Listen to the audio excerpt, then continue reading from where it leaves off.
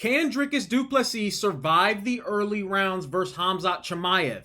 If he can, then what happens? We'll get into that. UFC 319 is this weekend, and I'm going to run through my main card predictions. Starting with the main card opener. Kai Asakura versus Tim Elliott. So in my eyes, this fight ends as soon as Asakura realizes that Tim Elliott's punches do not hurt. Tim Elliott, when you watch back his fights, there's times he is throwing punches that are doing zero damage. I'm being dead serious. They do no damage. And I think at some point it'll click for Kai and that's when we're going to see that version of him that has all those highlight finishes. I hope we get some kind of highlight reel finish from Asakura and kind of rebuild the hype that was there for him. But I have to say, Tim Elliott is pretty tough. I wouldn't be surprised if this went the distance and Kai Asakura kind of just showed that he's a level above Tim Elliott. There's also a world where Kai Asakura being taken down and subbed by Pantoja wasn't just Pantoja being really good, and it was instead Asakura having really bad takedown defense. If that's the case, Tim Elliott could expose that same hole with his wrestling. Me personally, I doubt it happens. Give me Kai Asakura, hopefully by a highlight reel finish, but I wouldn't be shocked if it was a dominant decision. Moving on, we have Jared Cannonier versus Michael Venom Paige. In my opinion, this is a very easy fight to sum up. At first glance, you realize this is kind of a tailor-made matchup for MVP. Cannonier, if he tries to stand and trade with MVP, will lose. He will lose. MVP is way too fast, and he's arguably the best stand and trade fighter in the UFC. I'm willing to argue that with people. There are not many fighters in the UFC that can stand and trade better than Michael Venom Paige. To beat MVP, you have to be willing to grapple or be a specialist on the mat. I think that's the way to beat MVP. If you do that, you win. If you don't, he's going to outpoint you and beat you up. That's kind of just the reality of Michael Venom Paige. As far as Cannonier goes, Cannonier has landed takedowns in the UFC in past fights, and I think that's what he should look to do here. But the reality is he's a striker. He's a striker by nature. So I'm going to take a guess and say that he's going to try and outstrike MVP. Again, I personally think he should try to take this to the mat, but I do not believe he will. There's times where Jared Cannonier, he's like overcommitted to being like super technical, even when it's losing him a fight. I think this is another one of those fights for him. I'm not going to overthink it. Jared Cannonier, he's 41 years old. MVP is also older, but he's way too fast. His hand speed's way too quick for Jared. Give me MVP.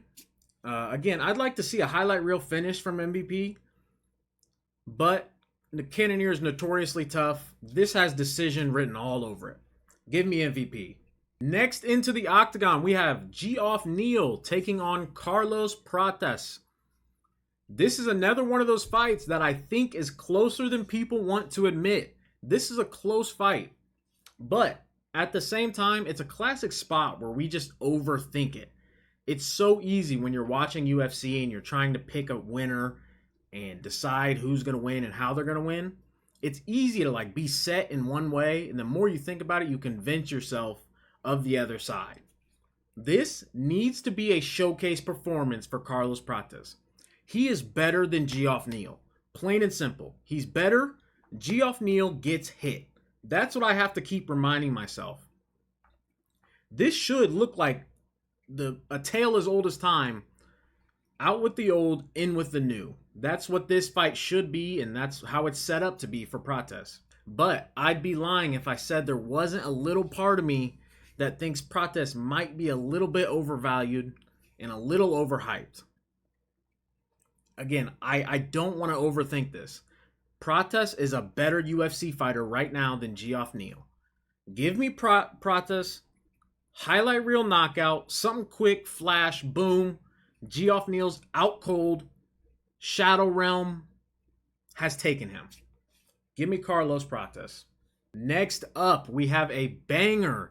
This one's a banger, man, and I'm hype. Lerone Murphy versus Aaron Pico. This is another tough fight to call, man. No matter what side, this is one of those fights that where if you pick the Pico side and he loses, you look, sound, and feel dumb. You do. Why would you pick Aaron Pico making his debut? We just watched Patchy Mix be terrible. We watched it, all of us. And we picked him. We looked like fools. Why would you ever pick Pico here? Lerone Murphy has proven he can beat high-level talent. And he's proven that he belongs at the top of this division. But if Pico wins, people are going to come to you and say, well, yeah, he was the favorite. He was the favorite in this fight. And that's something I really wish wasn't the case here. All the betting lines have Pico as the favorite, and I would feel a lot better if I was like trying to convince you and myself that picking Pico was a good underdog pick. But him being minus 180 or almost minus 200, that's really gross, man. That's really gross. For a debut guy who is fighting someone who has proven they belong. The issue with Aaron Pico is the fact that he just hasn't proven he can beat somebody at this level. Again, Lerone Murphy, the Ige fight, the Emmett fight, he's proven that he belongs. Aaron Pico hasn't had that opportunity. He's taken some bad losses in the past. That doesn't mean a whole lot to me. If you watch Aaron Pico, the highlights and stuff, I recommend you look it up and watch. This dude is nasty. He has nasty body shots. He's a brawler. Just a tough guy. He just hasn't fought anybody. He hasn't fought anybody. This fight, I've been losing sleep at night about this fight. I don't like watching Lerone Murphy fight. He is a decisionist. It's boring, man. It's just boring. But I know if I say Aaron Pico, it's going to be a decision. He's going to look terrible. And it's going to be, why did you choose the Bellator fighter making his debut? I know that's how this is going to go. But my gut tells me, after watching this guy, man, I think he gets it done.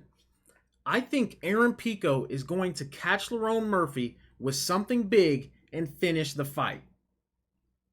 Give me Aaron Pico, but man, that feels gross. I can't lie, it feels gross. Give me Pico. Last but not least, we have the main event. Khamzat Chimaev taking on Dricus Du Plessis. Can Dricus survive the first 2 rounds? If he does, can Khamzat keep that pressure and pace into the championship rounds? That's what we have to question here. That's what everybody's wondering. And the consensus about this fight, the simple fact of the matter is what everyone seems to be saying. If Dricus survives the pressure and attack early, then I think he goes on to win this fight. That's unanimous across most people who are predicting. But I can't simply ignore the fact that Khamzat is a different world of grappler, man. This guy's not normal. He's not normal. At some point, the sloppy and the mess that is Dricus Du Plessis that has worked so well, it has to catch up to him. So what do I think happens if Dricus survives round 1? Man, I think he gets finished in round 2. Like, I don't want to overthink this. And every single person you hear talk about this fight, it's if he can survive the early rounds. How are we going to sit here and trust somebody if we have to preface the fact he has to be in survival mode for the first 2 to 3 rounds?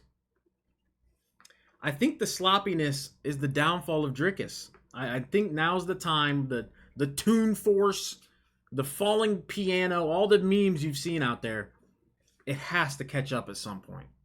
Khamzat is too good to lose to somebody who's throwing punches like this. He's too good to lose to that.